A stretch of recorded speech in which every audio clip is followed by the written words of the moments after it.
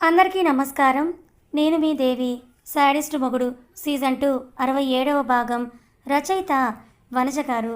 నిక్కీ ఎప్పుడు మనం పెళ్లి చేసుకుని నలుగురు పిల్లల్ని కని ఫ్యామిలీని పెంచుదాం అంటూ చెప్పిన మాటలన్నీ గుర్తుకొస్తుంటే జ్వాల వల్ల నిక్కీ ఊపిరి త్వరగా వదిలేసిందని, మళ్ళీ వాస్తవం అతని కళ్ళ ముందుకు వచ్చేసరికి చేతిలో ఉన్న జ్యూస్ గ్లాస్ని పేపర్ నలిపినట్టుగా నలిపేశాడు అయాన్. కంగారు జానకి దగ్గరగా వచ్చి, ఏమైంది అయాన్, ఎందుకు ఈ పిచ్చి పని చేశావు అని అడుగుతూ ఉంటే అజిత్ తమ్ముడికి ఫస్ట్ ఎయిడ్ చేశాడు. అభి అయాన్ భుజం మీద చేసి, నీ నిక్కీ గుర్తొచ్చిందని అడగటంతో ఆపుకున్న కన్నీళ్లు కళ్ళెంబట కారిపోయాయి అయాన్కి. మార్తాండ చెప్పాక కాస్ట్ గురించి ఆలోచించిన అభిరూప్ మాల్కి వెళ్ళి తన ఆల్రెడీ ఆదిత్యని చూసున్నాడు కనుక ఆ సైజులోనే కొన్ని డ్రెస్సెస్ తీసుకొని మార్తాండ పంపిన అడ్రస్కి బయలుదేరాడు. లోపలికి వచ్చాక ఆ డ్రెస్ పని మనిషికి ఇచ్చేసరికి ఆమె ఆదిత్యని తీసుకొని ఫ్రెషప్ చేయించడానికి వెళ్ళింది. అందులో నుండి ఒక డ్రెస్ వేసి బయటకు తీసుకొచ్చి మళ్ళీ మార్తాండ అభి దగ్గర వదిలిపెట్టి వెళ్ళాక అభిరూప్ని చూసి ఆదిత్య ఏదో గుర్తుపట్టేలోపే అతనే వాణ్ణి ఒళ్ళో కూర్చోపెట్టుకొని తెచ్చిన చాక్లెట్స్ అన్నీ ఇచ్చాడు. చెప్పు, ఆమె తిన్నావా అని అభిరూప్ అడుగుతుంటే, నాకు దోశ కావాలి, పొంగలి వద్దు అని అంటూ వాడు చెప్తూ ఉంటే, తాతయ్య నేను వీడిని కాసేపలా బయటికి తీసుకుని వెళ్ళనా అని అభిరూప్ అడిగితే, ఎందుకు, ఆ అభికి చిక్కడానికా? ఏమీ అవసరం లేదు, ఆఫీస్ పని ఏమీ లేకపోతే కాసేపు వాడిని చూసుకో, నేను అలా నడుము వాలుస్తానంటూ మార్తాండ లోపలికి వెళ్ళిపోతే ఆదిత్యతో కబుర్లు చెప్పిన అభిరూప్, ఆలోచించకూడదు, తప్పు, కానీ మీ అమ్మ కానీ అమ్మ నాకు నచ్చిందిరా, పెళ్లి చేసుకుందాం అనుకున్నా, బట్ రిలేషన్ వైజ్ చూస్తే తను నాకు చెల్లి అవుతుంది, ఆ లెక్కన ఇప్పుడు నువ్వు నా మేనలుడివా అని అంటూ వాడికి అర్థం కాకపోయినా మాట్లాడుతూ తర్వాత బాల్తో ఆడిస్తూ ఆ రోజుకి వర్క్ ఫ్రమ్ హోమ్ తీసేసుకున్నాడు అభిరూప్. మరుసటి రోజు పొద్దున్న స్పృహలోకి వచ్చింది ఆద్య. అయాన్ క్లియర్గా ఆమెను చెక్ చేశాక ఇంకేం ప్రాబ్లం లేదు, ఆ గాయం మానిపోతే చాలని అందరికీ ఒక రిలీఫ్ ఫీల్ ఇవ్వడంతో అందరూ ఊపిరి పీల్చుకున్నారు. అభి ఇంట్లో ఆంటీ అమ్మ చాలా గోల్ చేస్తున్నారు ఆద్యని చూడాలంటూ, రమ్మని చెప్పనా అని అంటూ అజిత్ అంటే అభి అయాన్ వైపే చూశాడు. ఇంకా తనంతా బాగుంది కాబట్టి మధ్యాహ్నంకి తనని ఇంటికి తీసుకువెళ్ళిపోదాం అభి, ప్రాబ్లం ఏమీ లేదు, నేను కొన్ని డేస్ ఆఫీస్కి లీవ్ తీసుకునైనా సరే ఆద్యని చూసుకుంటూ ఉంటాను కాబట్టి అని అయాన్ చెప్తూ ఉంటే, వెళ్ళిపోదాం కాదు, వెళ్ళిపోండి, ఈ రోజు నుండి ఈ హాస్పిటల్లో ప్యాథాలజీ స్పెషలిస్ట్వి నువ్వే, with free treatment and salary funds నుండి మాత్రమే వస్తుంది, ఆల్రెడీ పార్ట్నర్స్లో ఒకటిగా నేను అపాయింట్మెంట్ రెడీ చేశాను, డీన్ ఇంకా మిగతా అందరూ కూడా ఒప్పుకున్నారంటూ అభి అఫీషియల్ లెటర్ ఇవ్వడంతో షాక్ అయి చూసిన అయాన్, అభి ఏంటిదంతా, నేను మళ్ళీ టెలిస్కోప్ ఈ బంగారం వల్లే పట్టుకున్నాను తప్ప దీన్ని ఇలాగే కంటిన్యూ చేయాలని అనుకోవడం లేదంటూ అయాన్ అంటే, ఎవరి వల్లైతే నీ డాక్టరేట్ని వదిలేసావో మళ్ళీ వాళ్ళ కోసమే పట్టుకున్నావు, ఇది కదా రాత అంటే అంటూ అయాన్ చెవి దగ్గరికి వచ్చిన అభి, ఆ దేవుడే నీ కోసం వచ్చి సలహా ఇచ్చాడు, ఇక ఆయన ఒప్పుకున్నాక నువ్వు ఎవరు వద్దనడానికి అని అభి చెప్పినా కూడా అయాన్ ముఖం ముడుచుకొని పోవడం చూసిన అభి జానకితో చిన్నగా మాట్లాడుతున్న ఆది దగ్గరికి వచ్చి, నా ప్రిన్సెస్ ఇచ్చిన మాట నిలబెట్టుకొని తన హెల్త్ని నార్మల్ చేసుకుంది, ఇక వచ్చేయరా మనం ఇద్దరం ఫుల్ ఎంజాయ్ చేసేద్దాం అని అంటూ అభి అంటే నవ్వుతూ నీరసంగా అభి గుండెల మీద చేతులేసి నాన్న అని అంది ఆద్య. బంగారం, బాబాయ్ చూడు నీకు ఇంజెక్షన్ వేసి ఆయన్ని తగ్గించాడు కదా, మరి ఇక్కడే ఉండి నీలాంటి చిన్న చిన్న పిల్లలకి ఇంకా పెద్దోళ్ళకి ఇంజెక్షన్ వేసి తను ఆయి తగ్గించాలి కదా, కానీ బాబాయ్ మాత్రం వద్దని అంటున్నాడు చూడ్రా అని అభి మెల్లిగా ఆద్యని కదిలించడంతో 5 నిమిషాలు ఆలోచించిన బుడ్డది 6వ నిమిషంలోనే అయాన్ని దగ్గరికి రమ్మని పిలిచాక, బాబాయ్ పాపం కదా, అందరూ చాలా నొప్పొచ్చింది, అందరూ ఇలా ఉంటే ఏడుస్తారు కదా, నువ్వు అందరికీ ఇంజెక్షన్ చెయ్యి, ఇక్కడే ఉండు అంటూ ఆద్య చెప్తూ ఉంటే ఆ చిన్ని కళల్లోకి చూసిన అయాన్, నువ్వు చెప్పినట్టే చేస్తా బంగారం, హ్యాపీనా అని అడగటంతో నవ్వుతూ అభిని చూసింది బుడ్డది. అభి థమ్సప్ చూపిస్తే తను కూడా చూపిస్తూ ఓకే, కడుపులో 9 నెలలు ఉన్న అన్నయ్య కోసం రూమ్ మొత్తం గాలించి అన్నయ్య ఎక్కడా అని అందరిని అడిగింది ఆద్య. జానకి అభి వంక చూస్తే చెప్పు అన్నట్టు అర్థం. అన్నయ్య, అది అన్నయ్య నిన్ను చూసి భయపడి ఏడుస్తూ ఉంటే అమ్మమ్మ తీసుకువెళ్ళిందని చెప్పాడు అభి. అది నమ్మేసిన ఆద్య, ఇప్పుడు నేను అన్నయ్యతో ఆడుకుంటాను, అమ్మమ్మని తీసుకురమ్మని డాడీ అని అంటూ చెప్పేసరికి, సరే బంగారం, నేను అమ్మమ్మకి కాల్ చేసి ఆదిత్యని తీసుకుని రమ్మని చెప్తాను అన్న అభి అయాన్ని చూస్తూ, ఏమేమి మెడిసిన్స్ కావాలో చెప్పు, మధ్యాహ్నం తీసుకొని వెళ్తాననేసరికి అయాన్ అవన్నీ రెడీ చేస్తూ ఉంటే అభికి అర్జున్ నుండి కాల్ వచ్చింది. చెప్పు అర్జున్ అని అన్నాడు అభి పక్కకొచ్చి.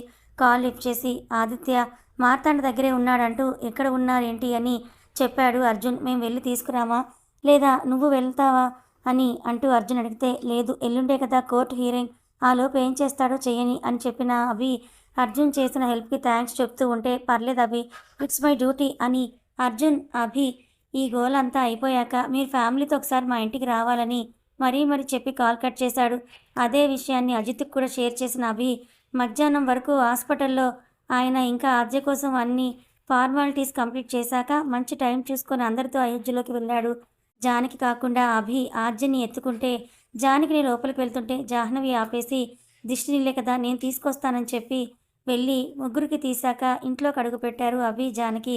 ఆద్యతో కలిసి తనని మా రూమ్లో పడుకోబెట్టు, ఆల్రెడీ ఇంట్లో అండ్ రూమ్లో కూడా శానిటైజ్ చేయించానంటూ ఆద్యని జానకి అప్పగించి అభి కౌశల్య దగ్గరికి వెళ్తే ఆమె ఇంకా ఉమా, మేరీ, ఈశ్వరి ఎప్పుడెప్పుడు ఆద్యని చూస్తామని అడుగుతూ ఉంటే లేదు మమ్మీ, ఒక 2 రోజులు తనని కిందకి తీసుకురాను, అప్పటి వరకు కాస్త అడ్జస్ట్ అవ్వండి, ఇన్ఫెక్షన్ ప్రాబ్లం అని అభి చెప్పేసరికి అర్థం చేసుకోగలంలే అభి, పర్లేదు అంత చెప్పే పని లేదు, ఆద్య క్షేమంగా ఉంది, మాకు అంతే చాలు అని అంటూ కౌసల్య అనేసరికి ఇంకా ఎవరూ కూడా ఏమీ మాట్లాడలేదు. ఆ చూసుకోవడం ఇంకా క్షేమాలు 2 రోజులు వరకే కదా అని చెప్పాలి అభి, ఆ తర్వాత ఎలాగూ పిల్లలు నీ దగ్గర ఉండరు కదా, ఇప్పుడైతే ఆదిత్య కూడా లేడు కదా అంటూ జ్వాల రూమ్లో నుంచి యాపిల్ కొరుక్కుంటూ వచ్చి అందరిలో టెన్షన్ ఇంకా భయం రేపెత్తిస్తుంది. అభి తను ఏంట్రా అంటుందంటూ కౌశల్య భయంగా అడిగేసరికి మొత్తం చెప్పకుండా ఏదో అలా పైపైన చెప్పిన అభి, మమ్మీ నువ్వేం టెన్షన్ పడకు, నేను చూసుకుంటాను, ఎవరేం చెప్పినా నీ మనవడు మనవరాలు ఈ ఇంట్లోనే ఉంటారు, ఎవరి మాటలు నువ్వు పట్టించుకోవద్దంటూ అభి అంటే జ్వాలని కొట్టేలాగా చూస్తూ లోపలికి వెళ్ళిపోయింది కౌసల్య. అందరి సమక్షంలో అభి జరిగింది చెప్పాడు కాబట్టి ఇంకెవరికి చెప్పాల్సింది లేదు, చెప్పే పని లేదంటూ తన రూమ్లోకి వెళ్ళేసరికి అయాన్ చెప్పినట్టు తడిబట్ట పెట్టిన జానకి ఆర్జీకి డ్రెస్ కూడా మార్చేసింది. అభి రాగానే అతన్ని ఆదిత్య కోసం అడగటం మళ్ళీ స్టార్ట్ చేసింది జానకి. ఆద్య వైపు చూసిన అభి తనని చూసుకో అని చెప్పి 2 రోజుల తర్వాత ఫ్రెష్ అవ్వడానికి వెళ్ళాడు. ఆద్యకి ఇంకా కొన్ని రోజులు అయాన్ ఫీడింగ్నే ప్రిపేర్ చేయడంతో ఆద్యకి పాలు తాగించింది సైడ్కి పడుకొని. అభి ఫ్రెష్ అప్ అయ్యి వచ్చాక కూడా ఇంకా జానకి ఆద్య పక్కనే ఉండటంతో వంగి చూసేసరికి ఆద్య స్తన్యం నోట్లో పెట్టుకొని నిద్రపోవడంతో జానకి కూడా అలా కన్ను కొరికింది. వాళ్ళిద్దరికీ మనసులోనే దిష్టి తీసుకున్న అభి ఆద్య నోట్ల నుండి మెల్లిగా నిపుల్ని తీసి జానకికు ఉక్సు పెట్టేస్తుంటే మెలకు వచ్చిన జానకి కళ్ళు తెరిచేలోపు బయట సరిచేసి కళ్ళు తెరిచిన నుదుటి మీద ముద్దు పెట్టుకున్నాడు. అతన్ని మీదకి లాక్కున్న జానకి ముద్దు నుదుటి మీదనే కాదు ఇంకెక్కడైనా కూడా ఇవ్వచ్చు అంటే ప్రస్తుతానికి అక్కడ మాత్రం చాలే, టైం వచ్చినప్పుడు వద్దన్నా ఎక్కడ కావాలంటే అక్కడ ఎన్నైనా ఇస్తానని చెప్పి ఆమె బుగ్గ నిమిరాడు. పూర్తి బరువు జానకి మీద వేయకుండా కంట్రోల్ చేసుకుంటూ. కానీ జానకి అతన్ని లాగేసి గట్టిగా హక్ చేసుకొని ఈ ప్రేమ నీ స్పర్శని 2 సంవత్సరాల నుంచి నేను కూడా మిస్ అవుతున్నాను కదా అని అడుగుతుంటే మీరు కాదు ఈ సంతోషాన్ని నేనే మిస్ చేసుకున్నానా అంటూ ఇంకో చీక్ కిస్ ఇచ్చేసి డ్రెస్అప్ అయిన అభి ఆద్యకి ఇంకో పక్క పడుకున్నాడు ఆదిత్య గురించి ఆలోచిస్తూ. కానీ ఆదిత్య ఉన్న ఇంటి బయటే అర్జున్ సెక్యూరిటీ ఉన్నారని గుర్తు తెచ్చుకొని మరీ అంత టెన్షన్ ఏమీ పెట్టుకోలేదు. అలా పడుకోగానే ఇలా నిద్రమ్మ ఆవహించేసింది అభిని. Back to Sitaramapuram. హైదరాబాద్ వెళ్దామన్నారు, ఇంకా ఎలాంటి ఏర్పాట్లు జరగడం లేదు కదా అని అంటూ ఒక పెద్ద ఆయన అంటే మన ఊరి జిల్లా కలెక్టర్ ఎవరో కొత్త ఇంజనీర్ను పంపిస్తున్నారంట, వాళ్ళు ఇక్కడ భూమి సారం ఇంకా బోర్లు వేసి నీళ్లు వచ్చేలాగా చేస్తారని ఆ కలెక్టర్ గారు చెప్పారు. సీతారామయ్య గారు ఎంత మంచివారైనా కూడా ఆయన వారసులు ఇప్పట్లో ఎలా ఉన్నారో తెలియదు కదా, అందుకే ముందు ఇంజనీర్ ఏం చెప్తారో చూసి దాన్ని బట్టి హైదరాబాద్ పోతామంటూ ఒక ఆయన వివరంగా చెప్పేసరికి అందరూ దానికే సమ్మతించారు. అదే ఊర్లో 2 రోజుల తర్వాత షర్ట్ ప్యాంట్ వేసుకొని ఇంకో అసిస్టెంట్తో ఊర్లోకి అడుగు పెట్టారు ఇంజనీర్. అందరూ పూలదండలతో ఇంజనీర్ బాబుకి మంచిగా ఆతిథ్యం ఇచ్చుకోవాలి, అప్పుడే మనల్ని మన భూములకి నీళ్ళొచ్చేలాగా ఏదో ఒకటి చేస్తారంటూ చెప్పుకొని వరల్డ్లోనే బెస్ట్ వెల్కమ్ అన్నట్టు మంచిగా రెడీ అయిన ఆ ఊరి ఆడపిల్లలతో సత్కారం రెడీ చేసేసరికి కారులో నుండి దిగింది జాస్మిన్, ఆమెతో పాటు అసిస్టెంట్ గీత. ఏందయ్యా ఇది అన్న ఎక్స్ప్రెషన్ ఊరందరి ముఖాల్లో క్లియర్గా కనిపిస్తూ ఉంటే ఏమైంది, ఎందుకు అందరు ఇలా అయిపోయారు అని తనే అడిగింది జాస్మిన్.